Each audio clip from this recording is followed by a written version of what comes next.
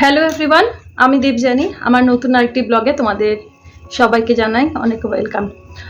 আর thumbnail আর title দেখে তো বুঝতে পারছো আজকে আমি কি ভিডিও তোমাদের সাথে শেয়ার করব। তো হ্যাঁ, 2024 সাল এখন। নতুন করে যারা চ্যানেল খুলতে চাও যে কুকিং চ্যানেল খুলবো, আমার মতে নতুন করে কুকিং চ্যানেল না খুলে এই লাইফস্টাইল ব্লগ এই চ্যানেলগুলোই খোলা উচিত। এই কারণেই বলবো, তো আমার আগের একটা চ্যানেল আছে, সেটা বলা যায় ডেলি ব্লগেরই চ্যানেল, কিন্তু চ্যানেলটার একদম প্রথম দিকে আমি যেহেতু আমি সেভাবে চ্যানেলের কাজ জানতাম না, মানে নতুন চ্যানেল খুলে অনেক কিছু সেটিংস করা বা ট্যাগ দেওয়া, হ্যাশট্যাগ দেওয়া, বিভিন্ন রকম যা যা কাজ, কারণ নতুন চ্যানেল খোলার পরে যা যা কাজ কিছুই জানতাম না, এমনি শখের বশেই বলা যায় খুলেছিলাম। তো প্রথম দিকে যেহেতু আমি এডিটিং জানতাম না, আর আমি ভীষণ লাজুক মানে প্রকৃতির ছিলাম। এখন তো ইউটিউবে আসার পরে বলা যায় আমি একটু কথা মানে বলি, মানে আমার নিজস্ব পরিচিত যারা মানুষরা তারাও বলে যে আগে একদমই বলা যায় বোবা, ওই মাথা নেড়ে হ্যাঁ হুঁ না, মানে এরম ব্যাপারটা ছিল। টুকটাক খুব পরিচিত মানুষ হলে তাদের সাথে কথা বলতাম, মানে এরকম ব্যাপারটা ছিল। আর ইউটিউবে আসার পর থেকে সেই জড়তাটা কেটেছে। তো প্রথম দিকটাতে আমি ওই জন্য একদম যখন চ্যানেল খুলেছিলাম আমি ভেবেছিলাম যে রান্নারই ভিডিও দেব, কারণ রান্না জিনিসটা আমি খুব পছন্দ করি, রান্নাটা আমি খুব ভালোবাসি, নিত্য নতুন রান্না হবে সেগুলো করবো ভালোবাসি। একটা সময় ওইভাবেই রান্নাবান্নার দিকে প্রচুর ন্যাক ছিল, রান্নাবান্না, গাছপালা, এগুলোই হচ্ছে আমার, মানে গার্ডেনিংয়েরও খুব শখ। তো প্রথম দিকে আমি চ্যানেলটা শুরু করেছিলাম যে মনে মনে ভেবেছিলাম যে ডেলি ব্লগই দেব, আবার একটা জড়তা কাজ করতো, বাবা ক্যামেরার সামনে এসে আমি কী কথা বলবো, কি দেখাবো। তারপর এডিটিংটা জানতাম না, যে আমরা হয়তো মানে কিছু হয়তো কেটে বাদ দিতে হবে, সেটা পারতাম না, তো এইগুলো ভয় পেয়েছিলাম। তো সেই জন্য প্রথমে আমি কুকিং চ্যানেলই খুলেছিলাম, যে একটু ভুলভ্রান্তি হলেও তবু ঠিক আছে।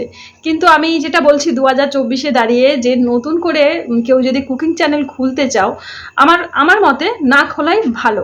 হ্যাঁ, কুকিং চ্যানেল খুললেও হয়তো সেটা গ্রো করবে, আমার ক্ষেত্রে হয়নি, বা অনেকের ক্ষেত্রেও হয় না, দেখেছি গ্রো করে না। আর প্রচণ্ড পরিমাণে কুকিং চ্যানেলে খাটনি থাকে, এটার জন্যই বলছি। যেমন কুকিং চ্যানেলে প্রতিদিনের একটা বাজারের ব্যাপার থাকে, আর এখন দৈনন্দিন জীবনে বাজারের যা মানে সবজি, মাছ, মাংস, ডিম বা মুদি গ্রসারি বাজার, সমস্ত কিছুর মানে দাম প্রচুর। তো প্রতিদিন আর যেহেতু যখন ছোট সংসার হয়ে যায়, বড় সংসার হলে একরকম হয়, আর ছোট সংসার হলে কি হয়, একদিন রান্না করলাম, দুদিন খেলাম। আর ইউটিউবে ভিডিও দিতে গেলে প্রতিদিনই ভিডিও দিতে হবে, বা সপ্তাহে তো একদিন আর কেউ সেভাবে ভিডিও দেয় না, প্রতিদিনই ভিডিও দেয়। কারণ এত প্রতিযোগিতা, মানে প্রতিযোগী ব্যাপারটা চলে এসেছে, এত চ্যানেল চলে এসেছে, তো সেই জন্য প্রতিদিন ভিডিও দিলে রিচটা বাড়বে, বা একদিন ছাড়া একদিন ভিডিও দিলে দিতে হবে। তো এই যে চাপ, মানে প্রতিদিন ভিডিও দিতে হবে, মানে কি রান্না করতে হবে, এমনি আমাদের সাংসারিক একটা চাপ থাকে, সকালে খেলে রাতে, দুপুরে কি রান্না করব, দুপুরে খেলে রাত্রিবেলা কি রান্না করব, এরকম একটা ব্যাপার থাকে। আর তার মধ্যে যদি সেই একটা বাজারের চাপ থাকে, হয়তো সেই মনে মনে ভাবছি যে এই রেসিপিটা রান্না করব, হাজব্যান্ডকে বলে রাখলাম যে আমি এই রান্নাটা করব, তুমি এই মাছটা পেলে এনো, হয়তো সেই মাছটা পাওয়া গেল না, এটাও হয়, বা সেই জিনিসটা পাওয়া গেল না, এই ব্যাপারগুলোও হয়। আর আমি তো কলকাতায় থাকি না, তো কলকাতায় যেরকম অর্ডার দিলে সঙ্গে সঙ্গে ঘরে সমস্ত জিনিসও চলে আসে, সবজি থেকে শুরু করে সব কিছু। কিন্তু আমি যেখানে থাকি, আমি তোমাদের সাথে শেয়ার করি, আমি কাকদ্বীপে থাকি, কলকাতায় বাপের বাড়ি। তো যাই হোক, তো এই ব্যাপারগুলো থাকে। সব থেকে বড় ব্যাপার হচ্ছে বাজার করা, তো সেই হাজব্যান্ডের ওপরে চাপ পড়বে, তাদেরও মাথা তিরিক্ষি থাকবে, যদি মানে বাজার, মানে বাজারের যা দাম। তারপরে আর এক সব থেকে বড় কথা হচ্ছে, যেমন আমি শেয়ার করি, আগে একটা সময় আমরা প্রচুর রিচ খেতাম, রিচ রান্না খেতে ভালোবাসতাম, রান্নাও করতাম, কিন্তু বয়সের সাথে সাথে সেই রিচটা খাওয়া যায় না, মানে গিনিপিগের যে ব্যাপারটা, যে একটা রান্না করলাম, আমার হাজব্যান্ডও খেতে খুব ভালোবাসে, যে টেস্ট করো, এই টেস্ট করো, একটু একটু জিনিস টেস্ট করতে করতে সেটা শরীরের পক্ষে তখন ক্ষতিকর হয়ে দাঁড়ায়। তো কাকে টেস্ট করাবো, আর না হলে ফেলে দিতে হবে, এই ব্যাপারটাই তো থাকবে। হ্যাঁ, কাছাকাছি কেউ থাকলে তাদেরকে দিলাম, বা সবাইকে শেয়ার করলাম, সেটা একটা থাকে। সেটাও না, সেই খাবারগুলো ফ্রিজের মধ্যে খালি জমবে, আর না হলে ফেলে দিতে হবে। এটা হচ্ছে রান্নার চ্যানেলে একটা মানে বড় বলা যায় ভুল। আর সব থেকে সমস্যা হয় রান্নার করতে গেলে কুকিং চ্যানেলে যেটা হচ্ছে বেশ সুন্দর সুন্দর বাসন কোসন না হলে, সুন্দর সুন্দর রান্না না হলে চলে। বাইরে থেকে দেখতে ভালো লাগবে, রান্না কি হলো সেটা তো খেলে বোঝা যাবে, সেটা তো আমরা খেয়ে বুঝতে পারবো না। কিন্তু বেশ ঝাল টকটকে, হলদে লাল সব মানে ধনে পাতা টাতা দিয়ে সুন্দর করে সাজালে, সুন্দর সুন্দর বাসনে সুন্দর সুন্দর করে সাজালে, সুন্দর সুন্দর কড়াইয়ে রান্না করলে সেগুলোই দেখতে ভালো লাগে। কিন্তু সেইগুলো মাজার, ধোয়া, পরিষ্কার রাখা, ওইগুলোই হচ্ছে মেন সমস্যা। আর কুকিং চ্যানেলের বাসনগুলো, সেগুলো যদি নিত্য নতুন বাসন ব্যবহার করতে হয়, আর এদিকে ইউটিউবের কোনো রোজগার নেই, কোনো ইনকাম নেই, ডলারের ডও আসছে না, তো এই ব্যাপার। তো ওই জন্য বাড়িতে যদি মানুষজন বেশি থাকে একরকম হয়, যে একজন একটু মশলাটা করে দিচ্ছে, একজন একটু, আর যেমন আমাদের এখানে মাছ কেটে দেয় না, মাছ নিজেকে কাটতে হয়। আর মানে যদি আমার হাজব্যান্ড যেটা করে, যেই মাছটা কেটে দেবে তাহলেই সেখান থেকে মাছ নেয়, নাহলে নিতে পারে না। কলকাতায় যারা মাছ কাটার জন্য সবাই বসে থাকে বটি নিয়ে, যে দাও মাছ কেটে দিচ্ছি, চুনো মাছটাও কেটে দেয়। তো আমাদের হলে সেটাও নিজেকে করতে হচ্ছে, মশলাপাতি গুঁড়ো মশলা বানিয়ে রাখতে হচ্ছে, কারণ শিলনোড়ার আস্তে আস্তে তো ওগুলো গেছে, মানে বাতিলের খাতায় গেছে।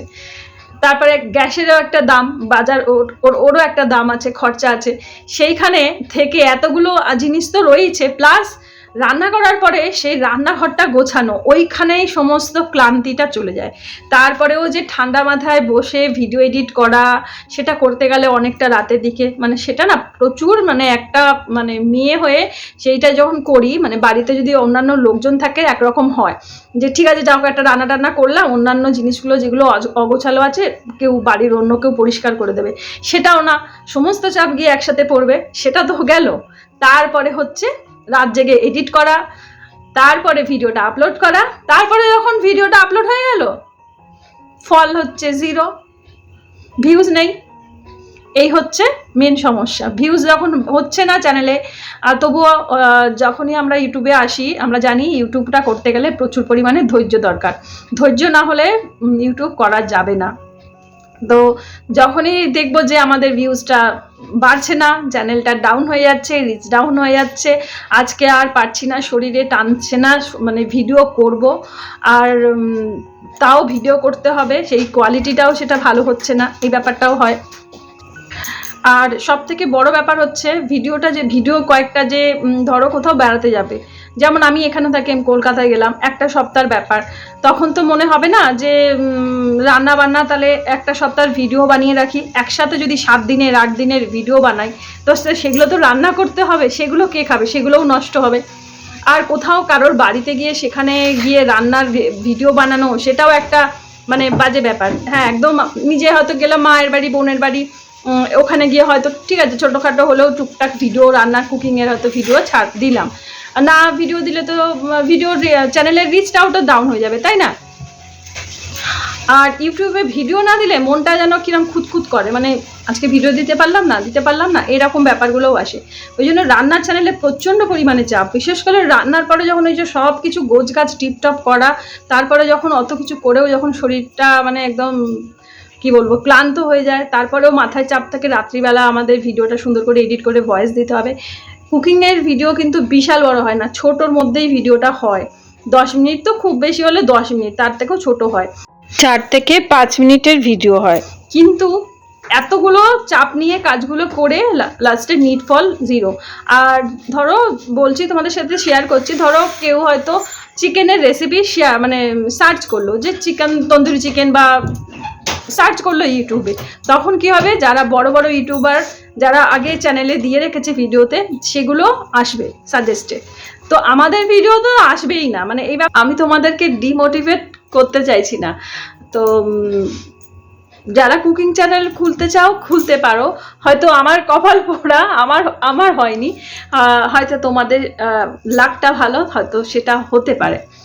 তো সেই জন্য আমি বললাম যে এই প্রবলেমগুলো হয় আমাদের নিজেদেরও ইউটিউবের মানে বন্ধু বান্ধব যারা আমাদের আছে মানে পরিচিত, তাদের মধ্যেও কুকিং চ্যানেল আছে, তারাও সেই একই কথাই বলে সব থেকে সমস্যা হয় রান্নার পরে যখন চারিদিকে হিজিবিজি হয়ে যায়, সেটাকে সুন্দর করে গোছগাছ করে পরিষ্কার করে, ক্যামেরাটাকে সবসময় পরিষ্কার রাখতে হবে, আর মানে যেখানটা ভিডিওটা হবে একদম টিপটপ থাকবে, এক ফোঁটা যদি জল বা এক ফোঁটা হলুদ বা একটু হয়তো দিতে গিয়ে হয়তো নুন পড়ে গেল বা একটু হলুদ পড়ে গেল, দেখতে খুব একটা মেসি, মানে বাজে লাগবে দেখতে, মেসি হয়ে থাকবে, বাজে লাগবে।